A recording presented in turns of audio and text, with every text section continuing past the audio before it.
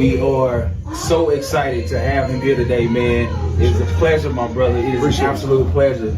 I would definitely take my hat off if it was cut, but it's not. But anyway, getting back to the basics, man, listen, we want to know, Vegas wants to know, from the East Coast to the West Coast to the Midwest to the Dirty South, we want to know, man, like, how does it feel? How does it feel? We've been waiting on this, but how does it feel? I've been waiting for this my whole life.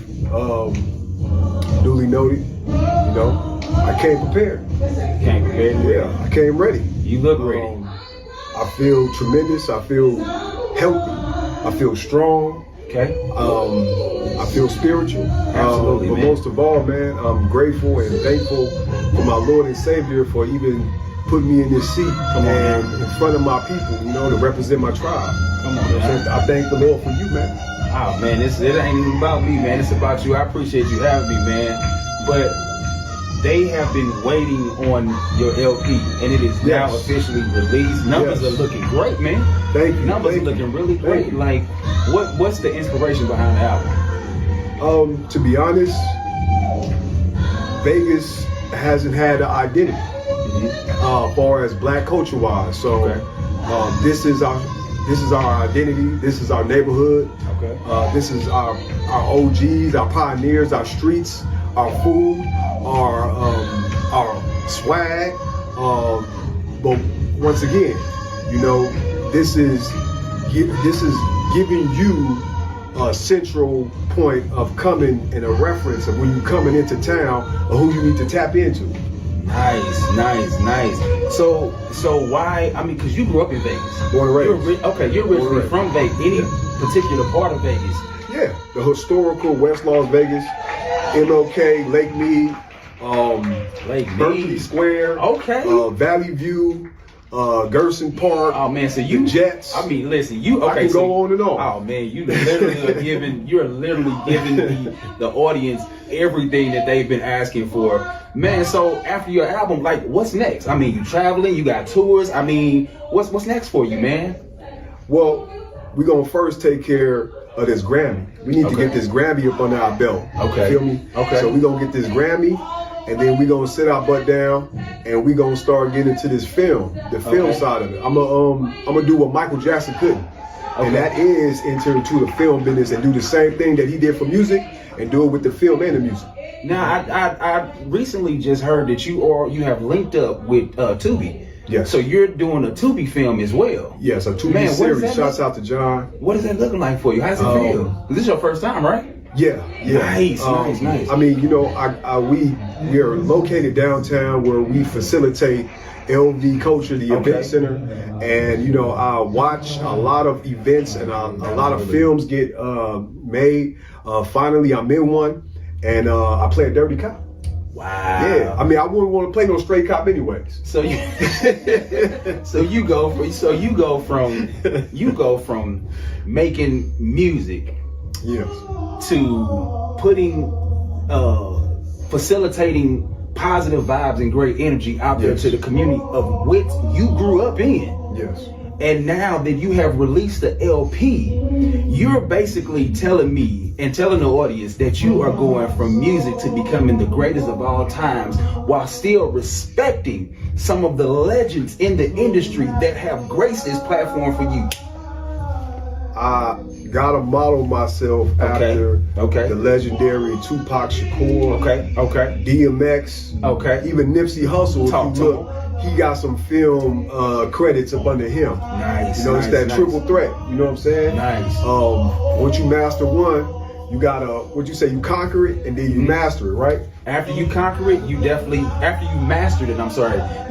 want to continue to conquer it. There you go. You either in or out, up or down, pick one. There you go. Because once you have put yourself in that zone, which you have, God is literally taking you from of people not knowing who you are and saying, listen, as long as you continue to humble yourself, now I'm going to give you what you've always been asking for. And God is literally put placement upon you to place you in literally what he has blessed you. You have a gift. And now you place that gift into somebody else. Yes. And that's been one of my biggest prayers. It's always, Lord, help me to help people that can't help themselves. And God is literally using you to be able to help those or put those other people in position and to give them something that they wouldn't be able to get out there and do. Everybody can't grace this platform like you have. Man, listen, you have a voice, you have the look, you have the skill, you have the talent. You have, number one thing that I can honestly say that you have is you have a mindset. And just knowing you since last year, you've been a hustler. You have been a hustler. But in being a hustler, man, you can't have that type of energy and that drive by yourself. So now I'm gonna ask you, what puts you in a position to be the hustler that you are? Like, who is the greatest asset in your life that helps you to continue to move on and have the drive that you have? My grandmother. My Nice. grandmother poured her soul into me. She put that mustard seed in me. You know, picking up this book right here, Okay. reading to me verbatimly. At the age of 20, I turned 21 in a penitentiary. And when I say that was one of my hardest struggles of becoming a man, going from a boy to a man. But as I was locked down, I was locked in with this right here. And when I say that he sat down with me, he sat me down, I'm on a rock and I'm counting and I'm naming every animal up under the sun. So I knew what my job was as a man because of this right here. My grandmother planted that seed, gave me that soul, and I told him that I will be a minister of the prophets that came from here. I am an Israelite. I am a Hebrew. Before there was America, Come on now. before there was Africans, Come on now. there was Israelites, there was Jews, as you want to call us. Come on now. But yeah, that's my tribe. So that's my inspiration, man. My grandmother, man, she gave me that knowledge, wisdom, and understanding, and I've been in this book ever since. Nice. Now you have songs that are hits. One of my favorites is Championship Ring. Yeah. Championship Ring is one of my favorite songs. Yeah. Matter of fact, true story, I was actually playing it yesterday before you came over to the house, man, and we did the little smaller interview and you did the walkthrough and cameras and things like that, man. But Championship Ring, explain to me what does Championship Ring actually mean to you? Like, what does that mean? How does that look? How does it feel to know that God is giving you a gift? Yes. In the end, you are the winner. I'm placing you as the winner. Yes. He's literally taking you out of the equation of others and put the championship ring on you. How does it feel? Tremendous, man. We toured for a year and a half, touching everything in Vegas. And when I say that hip hop is the most persecuted, scrutinized, and still underdeveloped, because we blend with so many things. Rock, we blend with hop, we blend with blues. It's just so many message in that. And I was able to take, me and my crew, the Las Vegas All-Stars, we paraded the Martin Luther King parade. Nice. And that was the championship. After we did all the games, we been in the finals, we got a chance to celebrate at the Martin Luther King parade. And that, for me, is a championship ring, because there's not a lot of hip hop being publicized in that sense, to where we can be inside the churches, we can be inside the basketball games, the baseball games. You know what I'm saying? I don't see a lot of that. So for me, championship ring is being able to celebrate hip hop in its entirety. I like that, man. So shout out to LVAC, man. Shout out to the hip hop culture. Yes. Shout out to people that have graced the platform for YA, man. Listen, I couldn't do what you do. I'm on the other side. And God gives everybody gifts and talents.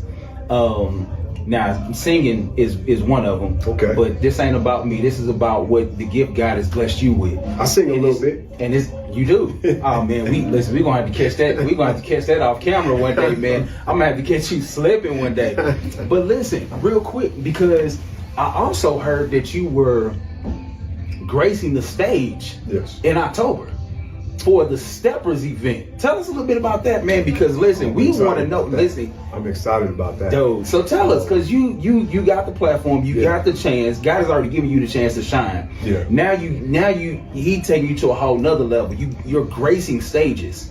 You're gracing stages now. And Steppers, if I'm not mistaken, man, the Steppers community is huge. But to have somebody of your caliber, yes, and to be affiliated and orchestrated with that, that's huge within itself.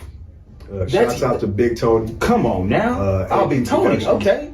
I'm gonna say this. You know, when you know the 4 elements of hip hop, the 5th one being knowledge, you go back to those elements. I'm gonna say MCing, okay, DJing, okay.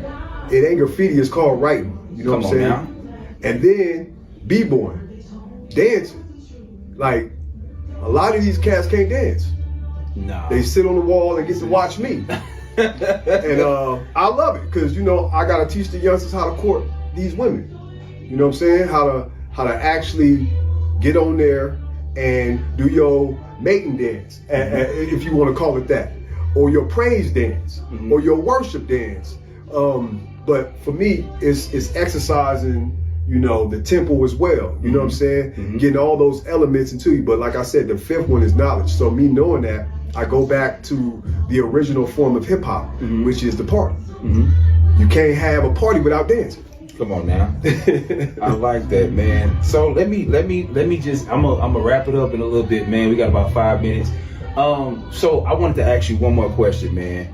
And I should have asked this first before championship ring. But King of my city. Yes.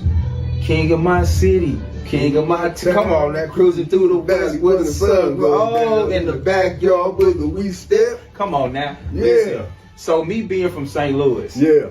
That take me back to the country days, man. What inspired you to come up with a song that can also be affiliated with the stepping industry and still keep it gangster, hood, sweet and sexy at the same time, and facilitating where God brought you from to where you are now? King of my city. Yeah. Man, dude, this is the title of the album. Man. Come on now, tell us about it. Now, my uncle used to tell me these stories about my grandmother, Zephyrine, how she ran the house and all the OGs used to be by the river. You know what I'm saying? Because they couldn't come to the house. You know what I'm saying? So, with that being said, them migrating to Las Vegas, my grandmother being from Little Rock, Louisiana, and us coming to Southern Nevada, it only makes sense to have some Southern ties into this Western industry. So I like that. You know, I had to put the funk on it. I had to put the sauce on it. And if you ever been to the South, their hospitality it exceeds anything that I have. Impeccable, yeah. Everywhere I've been. Yeah. The food, the culture out there, they line dance. Yeah. So I went out there back after I got out of prison, 2010, you know, and I was able to do this step called Stick'em. Shouts out to Soulja Boy.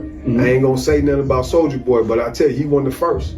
I went out there and met College Park, did my Stick'em dance. It was a line dance with a clown dance mixed in between with some crip walking. You know what I'm saying? And they went crazy at the colleges, and I went to ATL for 3 hours. Dropped off College Park my CD. He called my producer back, was like, hey, the CD the youngster gave me didn't work. So I was already about to be put on before I even knew it. And then I bring myself back to Las Vegas because I stayed out in Alabama for 1.5 years. And then here I see Soulja Boy doing the Stick'em, which is the Yule now. But the Southern movement is part of my DNA.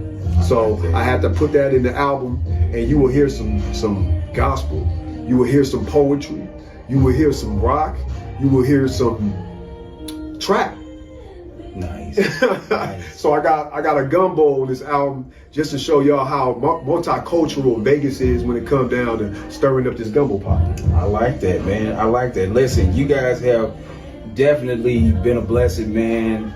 Tuning in and just listening to Mr. Y.A Poet himself, brother. Pleasure, It's man. definitely been a pleasure, man. We all appreciate you.